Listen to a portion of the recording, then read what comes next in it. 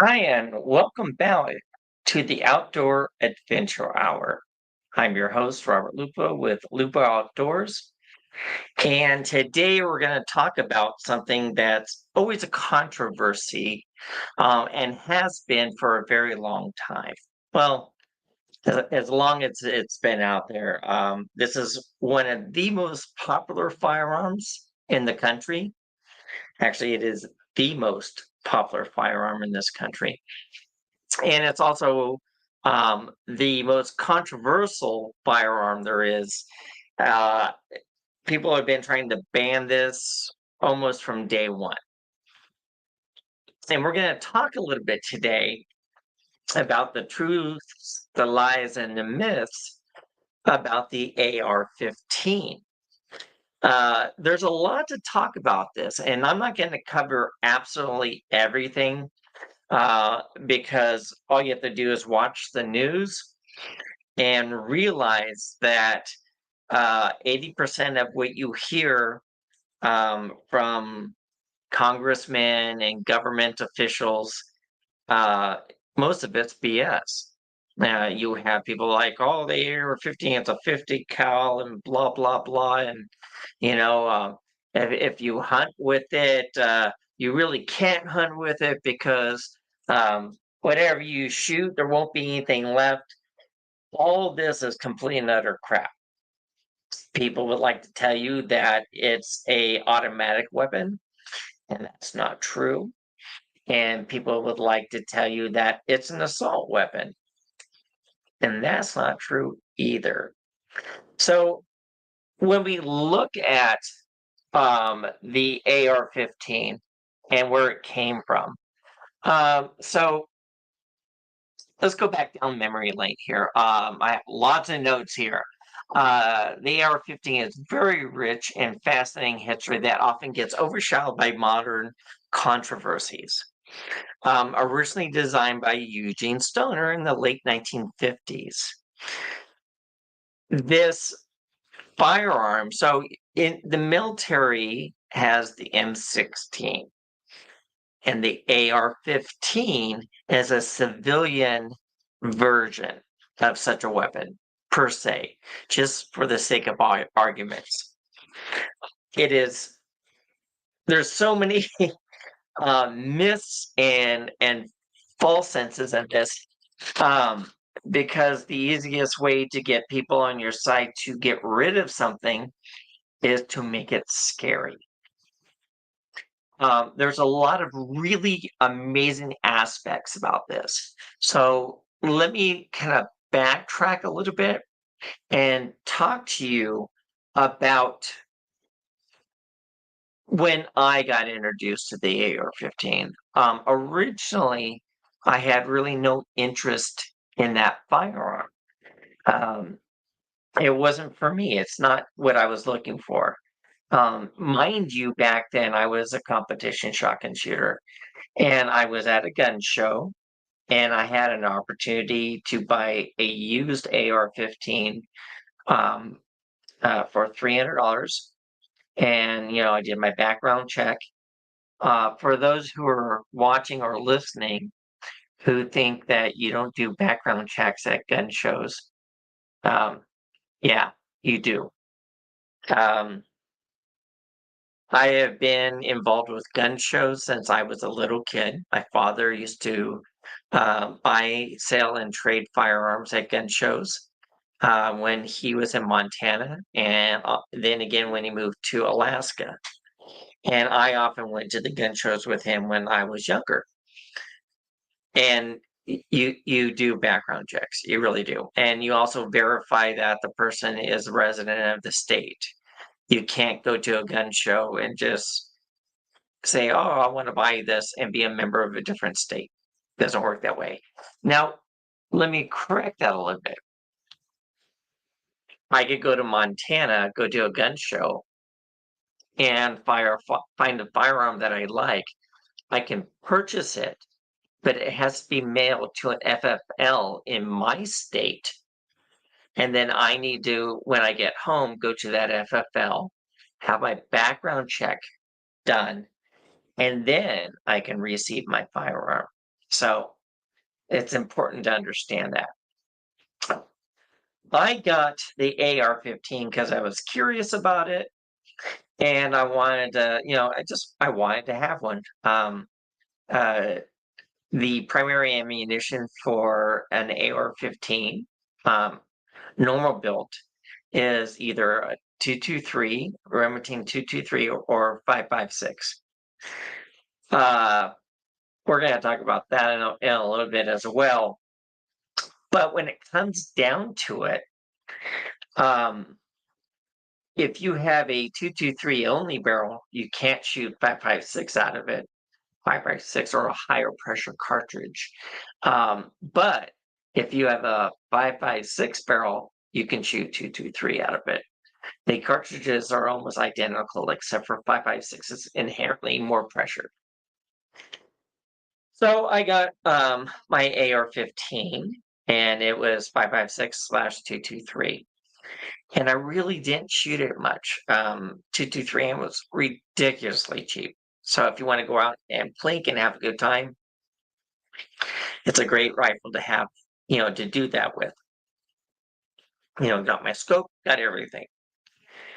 And it wasn't until later that I realized that it's a very customizable and versatile firearm. And when I realized so one of the things I like to do with any of my firearms is make them mine, right? So whether that's changing a stock or the chassis, and you figure out the scope rings you want, you figure out the scope that you want to put on it. If it's threaded, you'll just decipher which muzzle brake, or if you want to do a suppressor. All these things you can do, but within the AR platform, it goes far beyond that. I can do shorter barrels, I can do longer barrels. One of the things that I really, really got into is there's two parts of an AR-15. You have what they call the upper and the lower. The lower is actually the gun part that has the trigger mechanism and everything. So the lower is the part that's serialized, and that's the firearm itself. Where the upper is your bolt action, the bolt, charging handle, and the barrel. When I realized that I could pop two pins, pull off the upper, and then put a different upper on there, I got hooked, really hooked. Currently, I have a 300 Blackout, 350 Legend, 224 Valkyrie, a 9mm upper. There's just so much. You can get a 450 Bushmaster. I think it's a 450. I could be wrong. I don't have one yet. But you have all these uppers where you just pop two pins and it's a completely different firearm. Like with my 9mm upper, I have to do a conversion to the magazine area to allow for Glock 9mm magazines to be able to go in there, so I can shoot a 9mm. All of this is just the coolest thing in the world. It's a very, very versatile firearm, but people like to lie about it all the time. So we're going to talk a little bit about the myths and misconceptions and the practical uses of the AR-15. It may not be for you, but it's a spectacular firearm, usually lightweight, very versatile, and easy to use. So we're going to go through some of the myths and truths. Actually, and what I'm going to ask you is, I'm going to ask you the question. I'm going to give you for a few seconds so you can kind of challenge yourself here. And if you're watching live, let me know and give me a message. But let's kick into it here. All right, so number one, you've probably heard this. The AR in AR-15 stands for assault rifle. True or false? Give you a few seconds here. It is false. AR does not stand for assault rifles. Regardless of what any politician or anybody who's anti-firearms will tell you, it does not stand for assault rifle. Matter of fact, they like to use that phrase a lot, saying, oh, it's an assault rifle. We need to ban assault rifles. Assault rifles have been particularly banned without a special license since the 1950s. Definition of an assault rifle is any firearm that has a selector switch to go from single, multi, or full auto. AR-15 is a semi-automatic rifle. One pull of the trigger, one bullet. That's it. Unless you do modifications like a bump stock, which are illegal now, as far as I understand, it's not going to go full auto. And people are like, well, I can pull the trigger really fast. You're going to sacrifice accuracy for that. So AR actually stands for Armalite. One of the biggest misunderstandings about the AR-15 is it stands for assault rifle. AR stands for Armalite rifle after the original manufacturer. So if you thought it meant assault rifle, that's a wrong answer. Question number two. The AR-15 is a military weapon, or like they like to say a lot in the news, it's a weapon of war. Is that true or false? It's false. Another myth associated with the firearm is association with military use. Many people believe that this weapon was specifically designed for the military. But this was designed as a civilian weapon. And it keeps adapting too. It was never used in the military. The M16 is the military version of this weapon, and that has a single burst for automatic fire selection and safety. So this is not a weapon of war. It never was designed as one. So let's dig into that a little bit because I really want to talk about that. When they did the assault weapons ban back in the day, they were saying if it has any of these following things, it's an assault rifle and it's banned. And none of it made any sense whatsoever. Even back then, when I wasn't particularly interested in the weapon, I was like, this doesn't make any sense. Like a barrel shroud. It has a barrel shroud and a pistol grip and a butt stock. A combination of these makes it an assault rifle, and that's completely utter BS. Absolute BS. I can take a 22 rifle, semi-automatic, like a Ruger 1022, which is a very popular rifle out there. I can take a 1022. I can put a pistol grip on it. I can put a barrel shroud on it, which protects your hands. And I can put an aftermarket butt stock on that. And by definition, back then, that would have become an assault rifle. It didn't make it any less legal, it didn't make it any less lethal, and it didn't make it any more lethal. .22 is a tiny little caliber. And for those wondering, a 223, a Remington 223 slash or a 5.56 is also a .22 caliber bullet. It's a little bit larger than you get on your 10.22s. Obviously, it's a larger cartridge, and the bullet's a little bit longer. But 22s, I mean, the first rifle my father ever gave me was a 22, semi-automatic, no big deal. All right. Uh, so the whole thing about trying to ban assault rifles, it's already happened.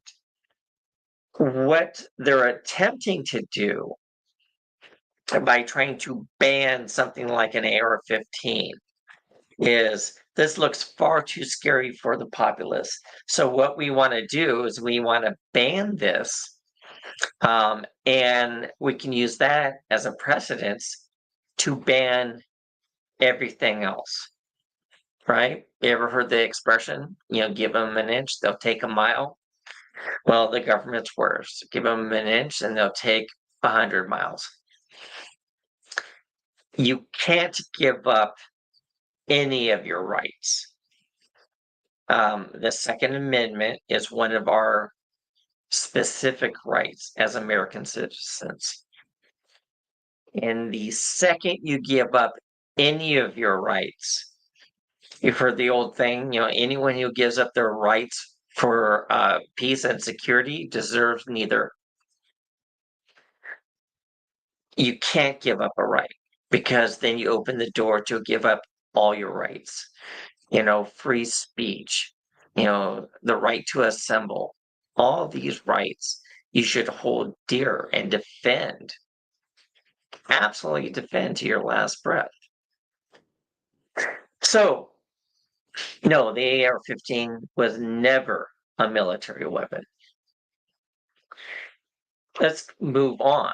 And then if you're watching live, go ahead and put your answers in and let us know what you think. I'm not covering absolutely everything, right? So if you're like, well, you didn't talk about XYZ, there's just so much to talk about, and we only have an hour. Okay. True or false? An assault weapon ban will stop mass shootings. Think about that.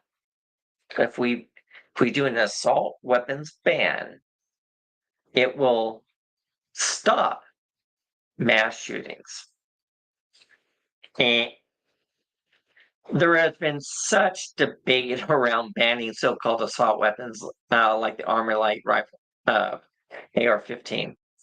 However, evidence suggests that an assault weapon ban would not significantly reduce the number of mass shootings or homicides in the United States.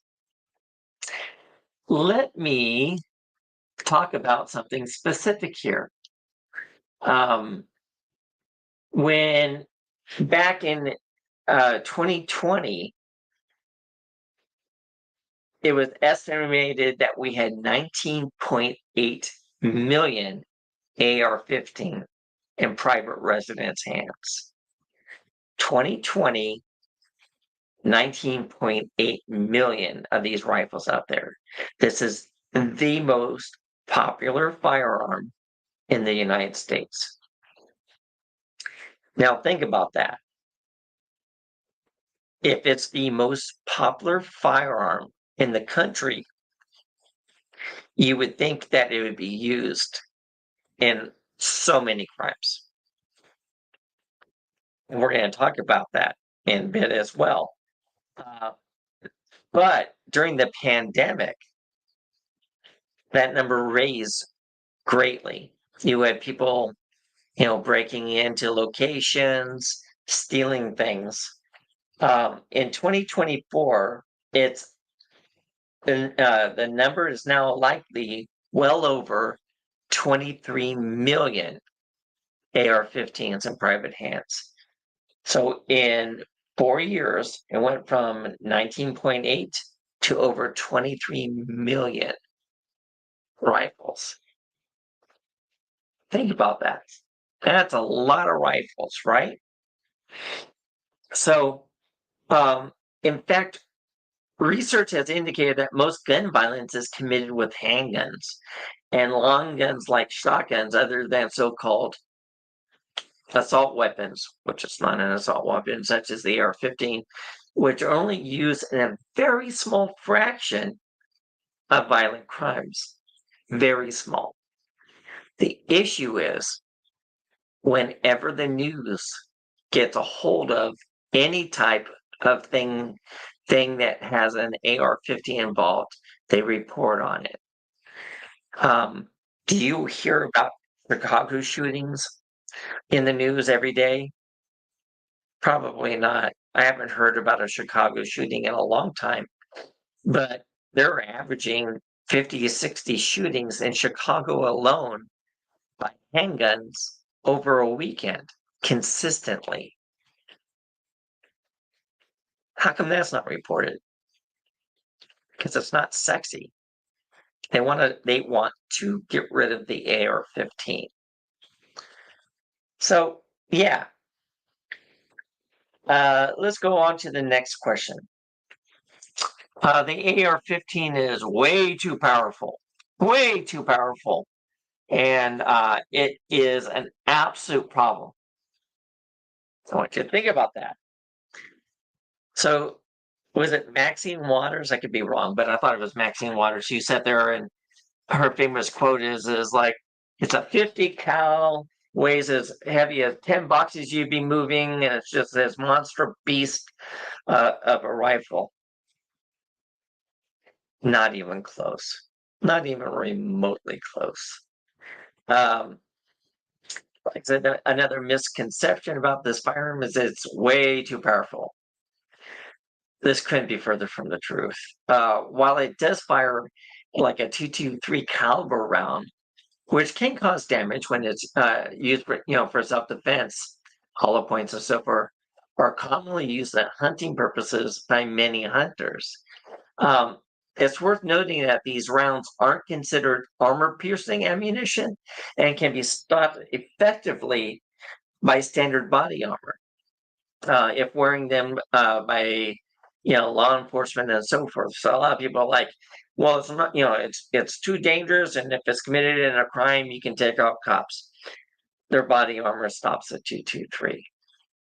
You know, um, the power of a 223 is interesting. One of my favorite comments that just made me blink really hard was when Biden says, "Well, you can't hunt with it. There'd be nothing left of a deer." And I'm like, what the hell are you talking about? The ridiculousness of that is overwhelming. The AR-15 is often used for hog hunting. So if you're out there hunting for feral hogs, very common route. And the fact that it's semi-automatic allows for a follow-up shot to make sure you put the animal down quickly and ethically. It's used for prairie dog hunting and coyote hunting.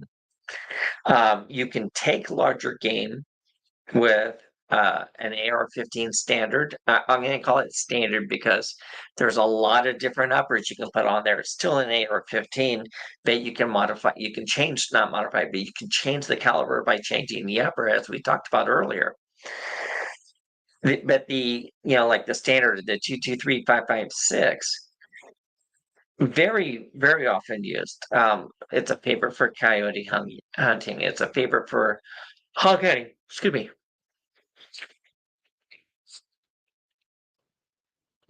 Easy to use, and depending on type of barrel you have, it's very accurate too. So let's also move forward. Next question. The AR-15 can fire full auto. Time ticking here. The AR-15 can fire full auto. Many people believe incorrectly that civilian versions of this rifle can shoot full automatic meaning you hold the trigger down and multiple bullets fly out, one after the other, like a machine gun style firing mode. That's what a machine gun is. It's full auto. I mean, just like the military, like M16 can do out in combat. This is absolutely not true. Civilian models like the AR-15 have no ability to shoot full auto since they lack necessary parts required for them to function this way. What about conversion? Can you convert it to fire full auto? If you're a gunsmith and you have all the parts necessary, maybe. Civilian, not so easy. They are not fully automatic weapons. That requires a specific class license to purchase a fully automatic weapons. Can you buy machine guns? Yes, but they're insanely expensive. Absolutely insanely expensive. An example, an AR-15 will run you anywhere from approximately $300 all the way up to $3,000. 2,500, to 3,000 approximately. A fully automatic AR M16. First of all, you have to have that license, which is very expensive to get and requires a very, very thorough background check. And those are around 14 to 20 grand. That's a lot of money. If you see them cheaper, awesome. But that's the prices I've seen for people, who do the selling of fully automatic machine guns, and they're not available to the populace. Requires that special license. Now, next question.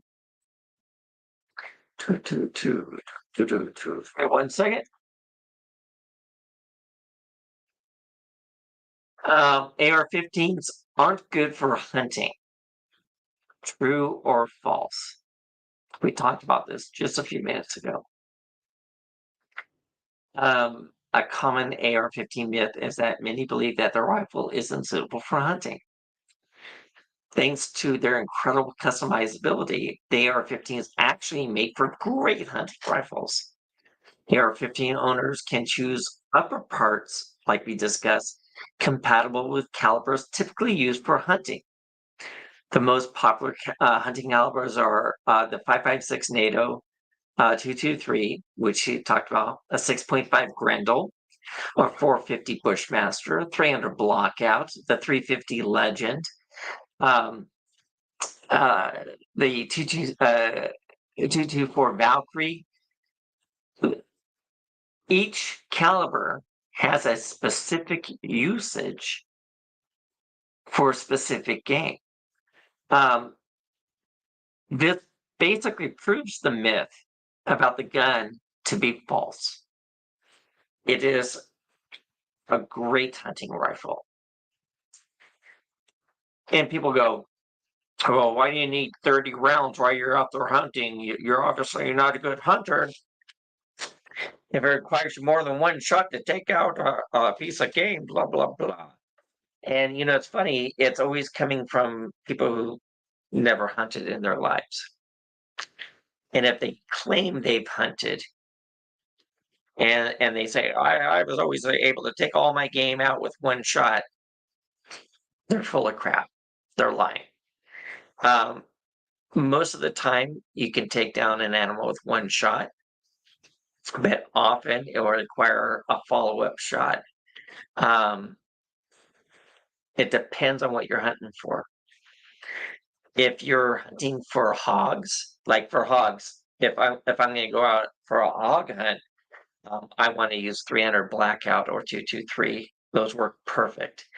I don't own a 6.5 Grendel upper, but that might be somewhere in the near future. The 350 Legend you can hunt deer with. It could be a deer round. But 300 Blackout, I can load up my magazine.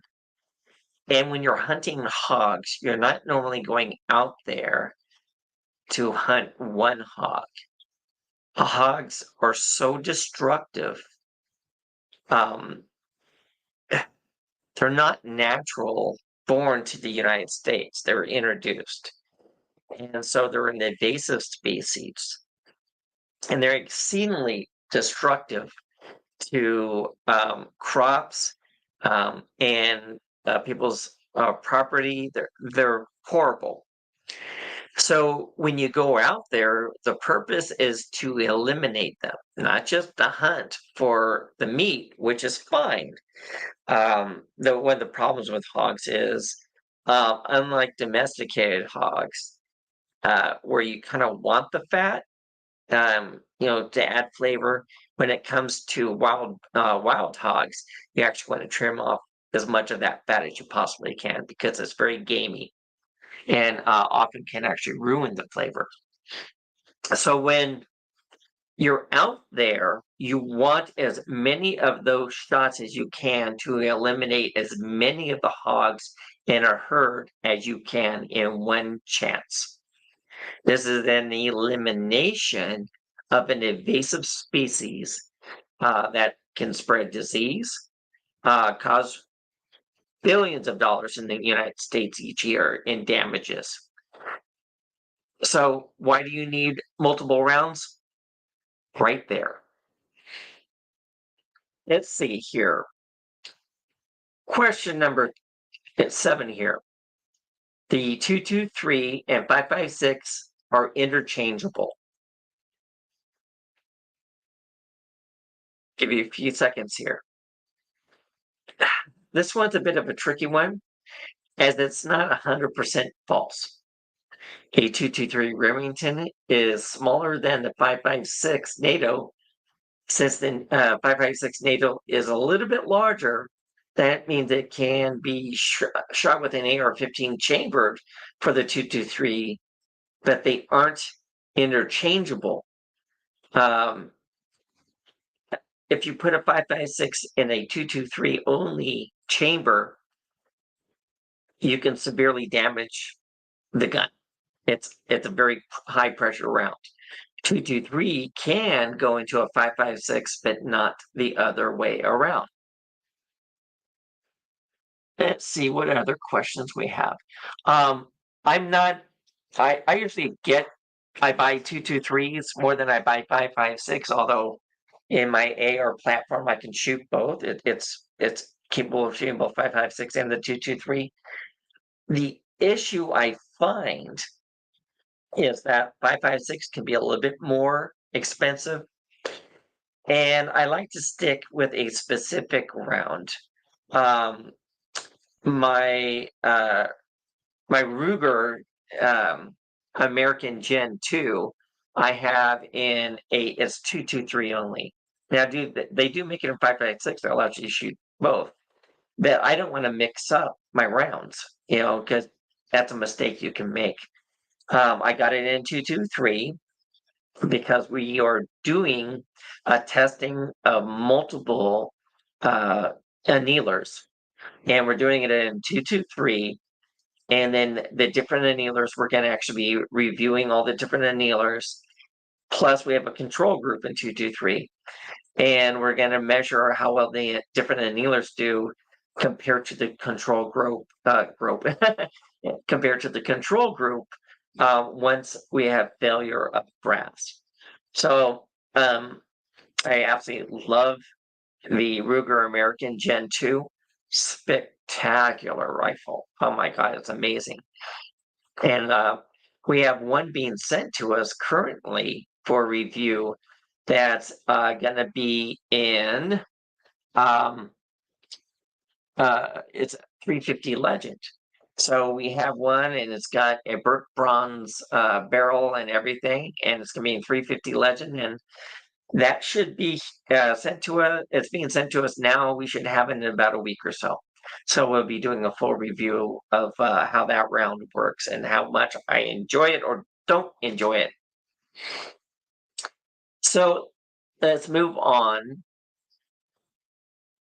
So let's talk about some of the absolute uh, truths that we have about the AR-15.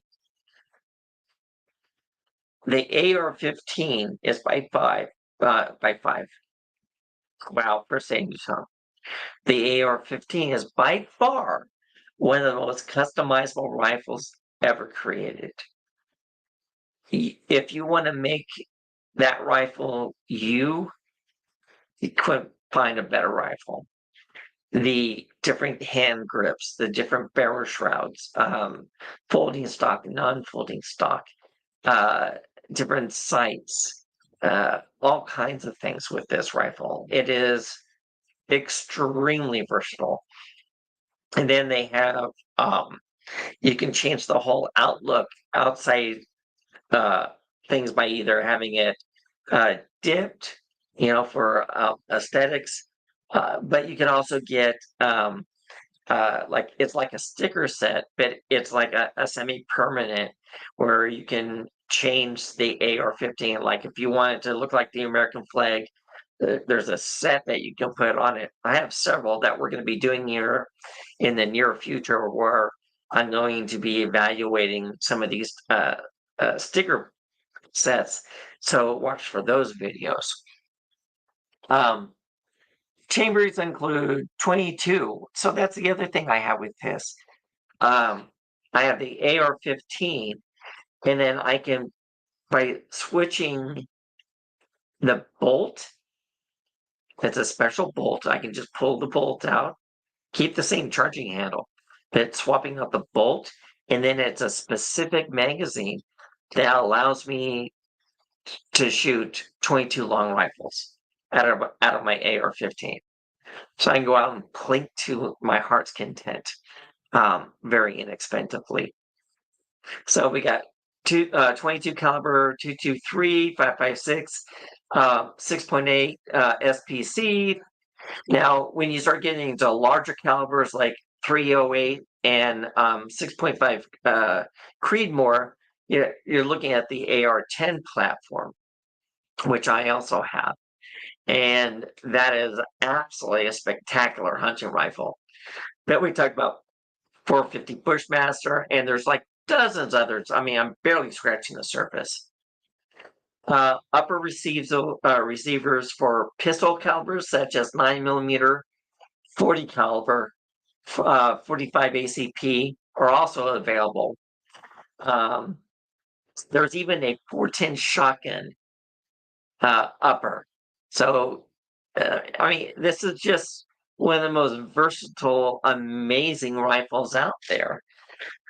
And it's like you could buy all these different rifles at an exceeded cost, or you can buy an AR-15, pop the pins, and just buy the uppers at a drastically reduced cost, right? So you could buy a like a 350 Legend rifle, and that'll run you anywhere from five to up, $500 up, depending on the rifle, or for about $300, give or take, you can buy an upper and just attach it to your lower, and now you have another rifle.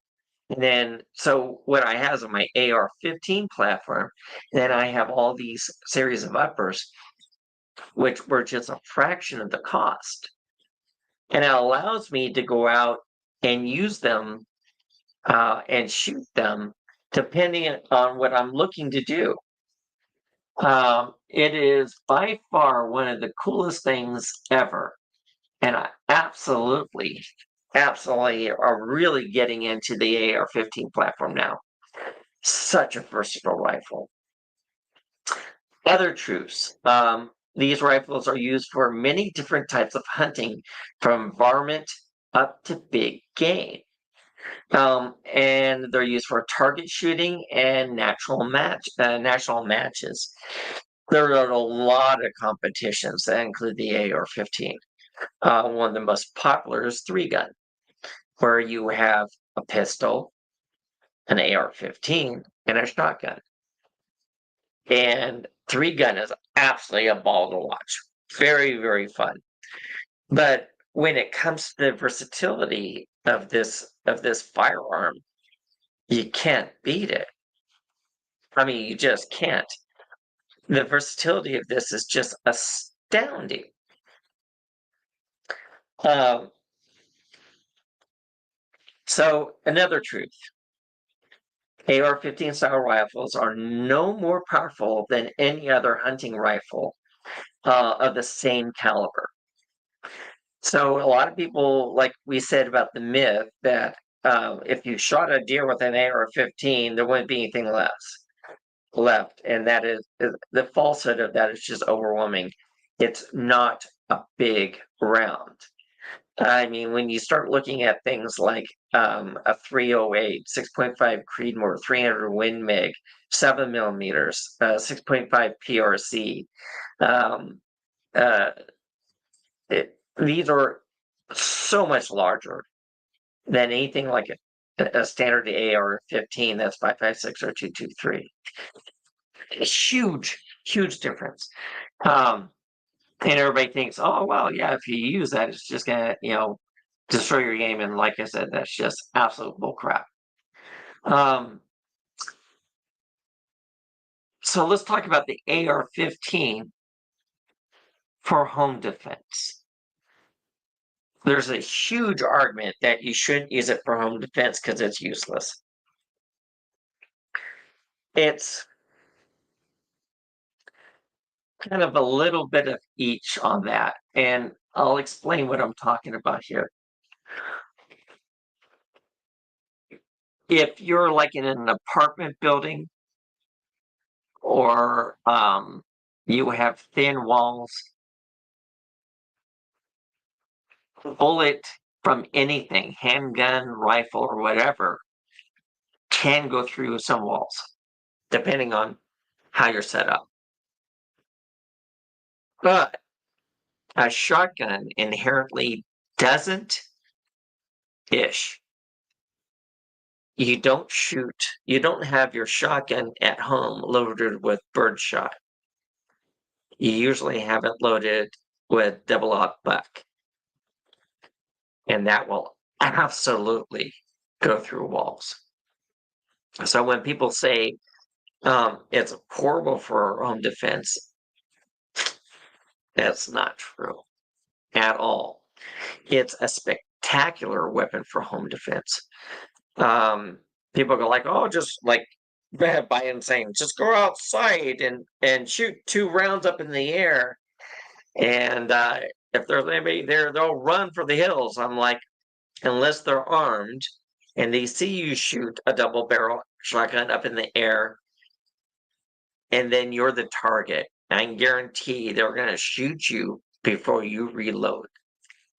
And that's just a whole different kettle of fish. First of all, the AR-15 is generally lighter and more maneuverable than most shotguns, making it easier to handle, especially in the confined spaces of your home. Let us see what else we have. Let's talk a little bit some more about the AR-15. Let me look at my notes. Secondly, the AR-15, especially those chambered in 223, 556, or 300 AAC blackout, offer a blend of power and control. The 223, 556 rounds have high velocity, designed to yaw and fragment upon impact. Now, what does that mean? So often, if they hit anything large, they're going to fragment and not continue through the process. Um, this also gives you the reduced risk of other penetration. The fragmentation makes these rounds less likely to pass through walls and potentially harm unintended targets. Compared to the many handgun rounds like 45 ACP and 9mm or buckshot from a shotgun. The 300 AAC blackout or 300 blackout, especially when loaded with subsonic ammunition, is another viable option for home defense. This round produces a significant stopping power, but with less noise and less risk of overpenetration than other calibers. And especially if you use a suppressor. So it's not going to be loud, but it's still going to go through. And for those of you who want to argue about suppressors, that's going to be a different show. Both the 223 and 5.56 and 300 blackout rounds are highly versatile, suitable for various situations and other potential for rapid follow-up shots due to the same semi-automatic nature of the AR-15. Why do you need more than one shot to protect your home? If you watch home intrusions, go to YouTube, look up home intrusions and watch. You will see when someone breaks down the door, it's often more than one person. It could be 5 or 6 people. And you want as many follow-up shots as possible. They are not there to give you a box of cookies. They're there to steal your property and to do you harm. One of my closest and dearest friends I've known for over half my life absolutely despises guns. And one of the questions I had for him was, what would you do if somebody breaks into your house? And he said, give them whatever they want. They can have anything they want. You know, said, what if they're there to do you harm? He goes, well, then I guess I die. And love you, man. Dumbest answer I ever heard. You have every right to defend yourself at all times. And if there's multiple people attacking you, a single shot isn't normally going to do it. You need to be able to do as much as you possibly can to defend yourself and your family and your loved ones. You know, if you have kids, you want to protect your children. You know, so I mean, that's another big thing that people talk about, and we'll briefly touch on it. But if you're concerned about having a firearm inside your home because you have kids, my father, when I was 10, forbade me from touching any firearms and made sure that I went to a hunter safety course and knew how to properly handle firearms safely. And I was required to ace that class. Could not miss a single question. I had to ace it, and I did. I was one of 2 people in a class of 30 people who aced that class. If you teach the children firearm safety and to respect it, it's no longer a toy to them. If you have a problem with your kids playing with these as if it's a toy, that is 100% because you didn't do your job correctly. Let's continue on. Lastly, the AR-15's extensive customization options allows owners to optimize their firearm for home defense with the addition of attachments as flashlights, laser sights, and it can become more effective tool for protecting your home. Now, there is a limitation on how short you can make your barrel, but you can get a shorter barrel that is still legal, which makes it easier, to use inside a home. By putting a laser on the end, or a flashlight. They have flashlight attachments that are extremely bright and strobe. And the moment you put that towards someone's face, it's disorienting. And that can buy you a few really precious seconds that you may need to defend yourself. And if you have 5 people entering your home, I guarantee you don't want a one-shot or bolt action rifle. And I mean, it's like you have semi-automatic shotguns and you have pump action shotguns.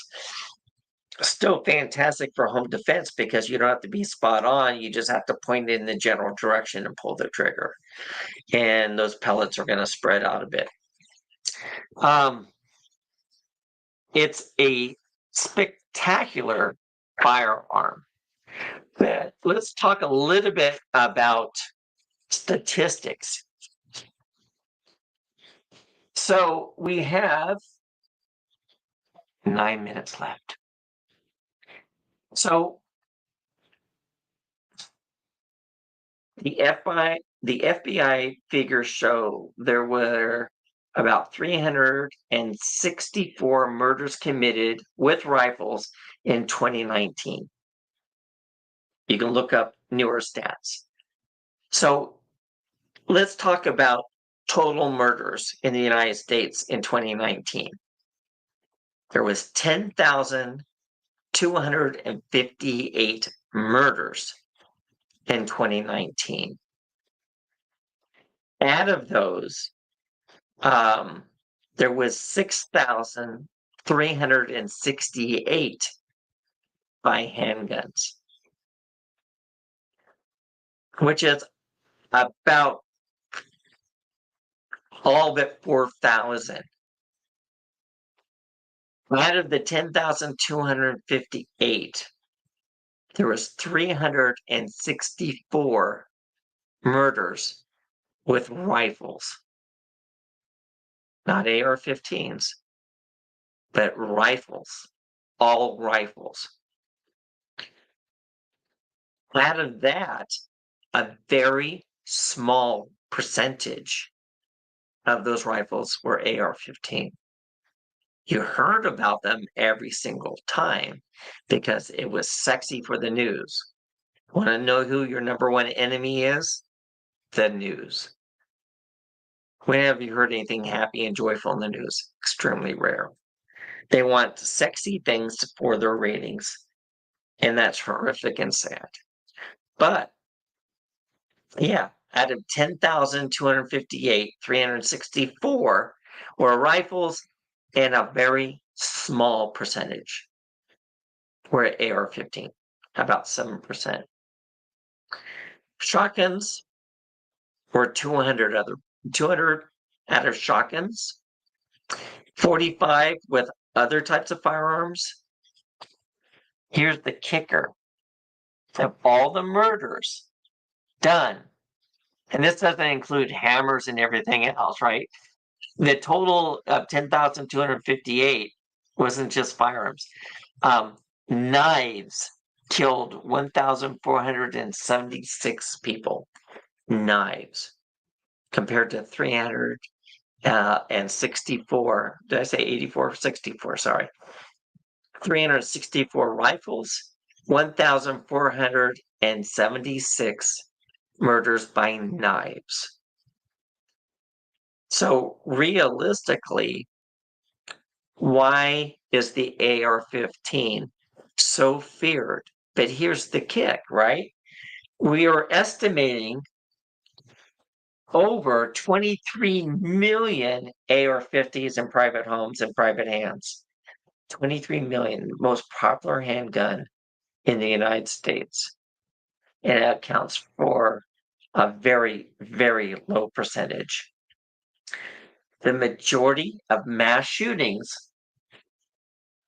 are done by handguns, regardless of what the politicians want to tell you, and regardless what the news wants to tell you. It's a process. The only ones who want to remove your right to firearms or the people who want to be tyrannical. Hitler did this to the Jews. If we can ban firearms, then they can't defend themselves.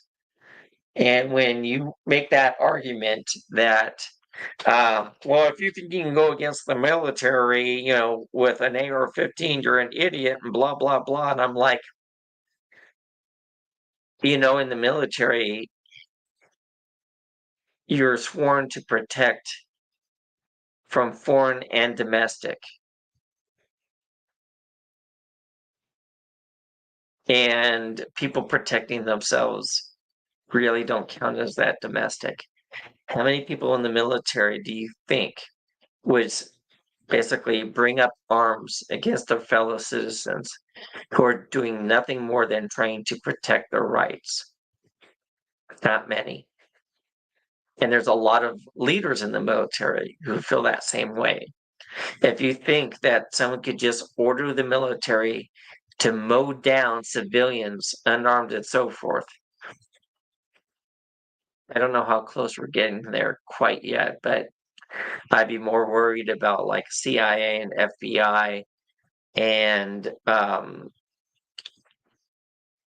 those levels than I would be the military. You're not going to go up against jet fighters and you're not going to go up against tanks. But you have every right to defend yourself and your home and your family. And you have every right to go out and have firearms for hunting, joy, competition. People are like, why do you need, a gun? I love shooting. Absolutely love shooting. That's why I was a shotgun shooter. Just really enjoy it. It's a skill. It's a sport. Why don't you play soccer? Well, I wish I could. I have bad knees. I can't do that. But I can sit on a bench and do math and figure out how to lob a bullet at 1,000 yards and hit my target. That's just fun. And we are down for our last couple of minutes. Thank you so much for watching. We really appreciate it. Reach out to us on Facebook.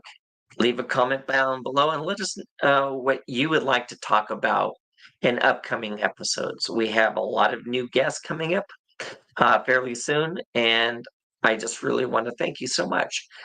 Please like and subscribe to us on YouTube and Instagram. And every time we have a conversation like this, please remember that if you like my videos, please leave a comment down below that you are, say, hey, I subscribed or I like the video. And what we're going to do at the end of the month is go through all the different videos that were put out, and everyone who is liked and subscribed, also subscribe to us on Instagram, and you leave a comment. We're going to have a raffle. The more people who do that, the bigger the prize is going to be. And then if you watch us live on Fridays and you comment and you interact with the show, you have a chance to win something then too. Thank you so much for watching. We'll see you next week.